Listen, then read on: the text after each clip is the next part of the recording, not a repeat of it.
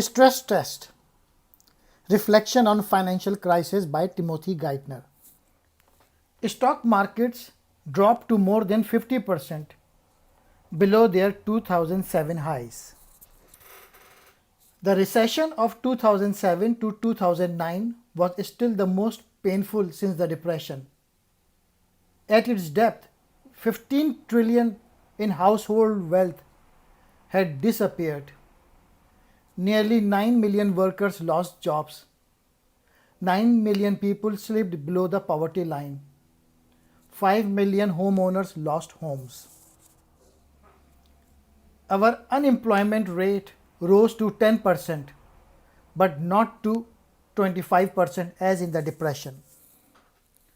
Rubin always wanted us to think 5 moves ahead, to question our assumptions, to imagine worst case scenarios. I read Charles' classic history of financial crisis, manias, panic and crashes, and his explanation of the recurrence of crises over centuries was the most consistent with what I had observed. I like to paraphrase the boxer Mike Tyson. Everyone's got a strategy until they get punched in the face. A full blown financial crisis would threaten jobs, homes, retirement savings, car loans, student loans, small business loans, and international trade. The Democratic controlled Congress overwhelmingly passed the bill, provided an almost blank check for a Republican Treasury Secretary for the recession in 2008.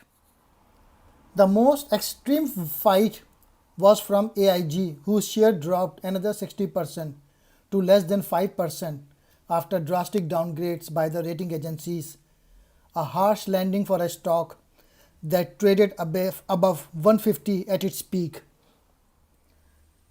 The group concluded that AIG needs at least 75 billion just to stay alive.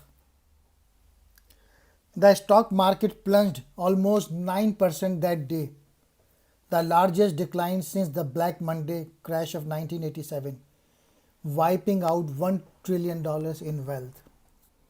John Marriott Keynes recognized that the paradox of the thrift, the idea that savings by individual considered virtuous in normal time, can cripple society's demand for goods and services during a downturn of everyone pulls back at once.